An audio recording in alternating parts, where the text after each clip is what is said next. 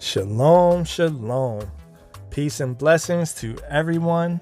I just want to give a huge thank you to everyone who subscribed to the page. Thank you, thank you. All praises to the Most High. All praises to the Most High.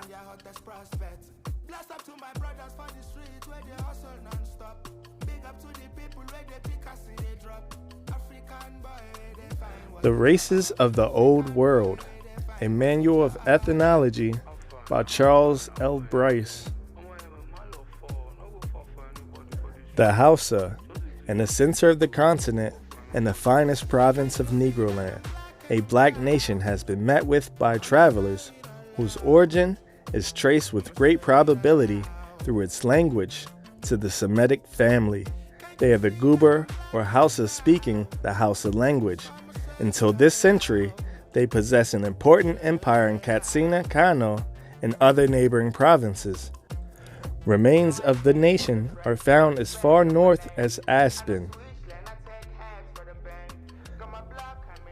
A large portion of the brown and black tribes of northern Africa has been shown belong to the same family that which first originated commerce, which invented the alphabet, produced the sublime Hebrew poetry and Arabian science, in which was through many ages in one of its branches the especial medium fitted by providence for transmitting the most elevated religious inspiration to mankind, and in which the divine manifestation of Jesus Christ was made.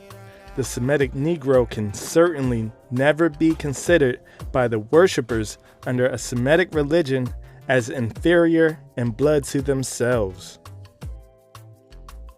An account of Timbuktu and Hausa territories in the interior of Africa by James Gray Jackson, 1820. Page 187. Yehudi, a place of great trade. This place is reported to be inhabited by one of the lost tribes of Israel, possibly an immigration from the tribe of Judah. Yehuda in African Arabic signifies Judah.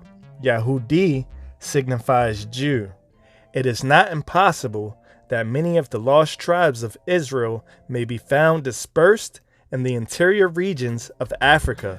When we shall become better acquainted with that continent, it is certain that some of the nations that possess the country eastward of Palestine, when the Israelites were a favored nation, have immigrated to Africa. The Jew, a Negro, being a study of the Jewish ancestry by Arthur T. Abernathy, 1910. The effort of the author is to prove herein by evidence from history showing the intermingling of the Jewish race with those of other races, and these in turn with still other races, together forming a miscellaneous intermingling of racial affinities, that the Jew of today, as well as his ancestors in other times, is the kinsman and descendant of the Negro, holding the Negro's features and characteristics through the long years of racial transmutation, and in spite of the Jewish intermarriages into other races, which fact is so thoroughly established by history.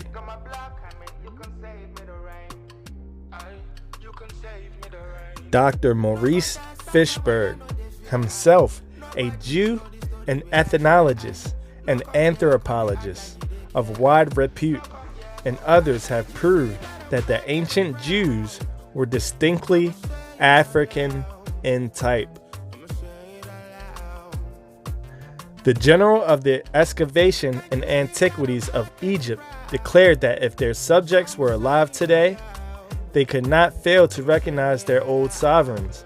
And yet to those of us who have observed the features of Negro corpses, especially those who have been subjected to the unusual methods of execution known to the South, there is a striking suggestion of the similarity between these mummies and the Negroes of today. Examined ethnically, the outline of the Hebrews are plainly discernible.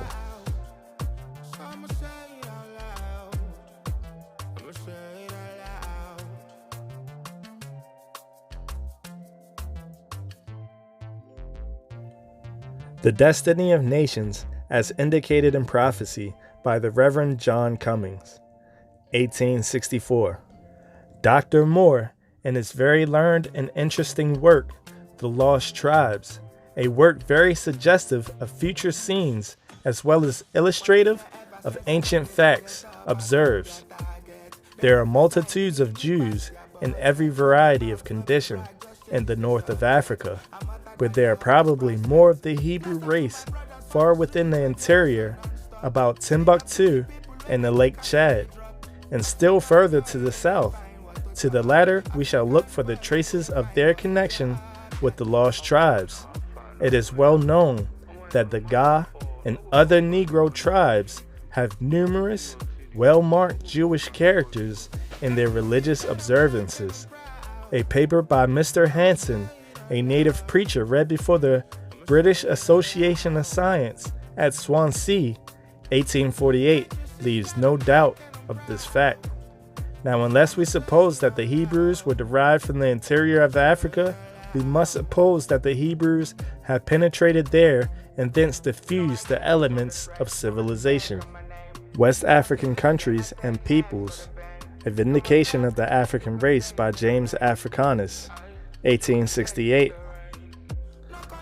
But when Mohammedanism overspread northern Africa, destroying by fire and sword all those of another religion, the Israelitish descendants, or the inhabitants occupying the central portion of Africa, passed forward seeking shelter to the south and west, a part namely those from the east central, crossing the Benue or Joliba branch of the Niger, descended gradually southward and became intermingled with the original inhabitants, protected from incursions on the north by the Benue River, and quietly settled between the Great Niger and Old Calabar rivers.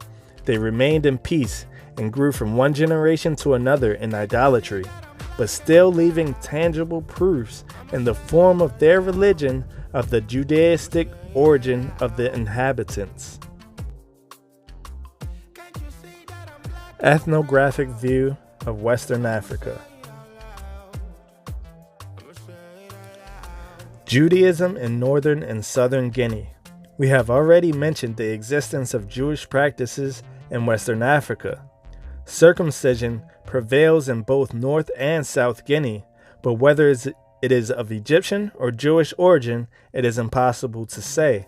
Some traces of the Jewish religion are more fully developed in the northern and others in the southern region. The division of tribes into 12 families, as among the Grebos. The divisions of time into 7 days, and the observance of lucky and unlucky days, as among the Fontes and Ashantis. The observance of new moons, the offering of blood sacrifices, and the sprinkling of blood upon the doorposts and altars, and having a house of refuge to which an offender may fly, and the security of falling upon the altar, and in having a distinct priesthood, are practices that are more fully developed in northern than southern Guinea. On the other hand, we have in southern Guinea demoniacal possessions, prescribed forms and times for mourning for the dead, rules pertaining to cleanliness, purifications, and various other things of similar character, more or less clearly developed. In both cases, these things are attended to without any clear idea of their import. If asked what they mean or why they are observed, the answer generally is that our fathers did it.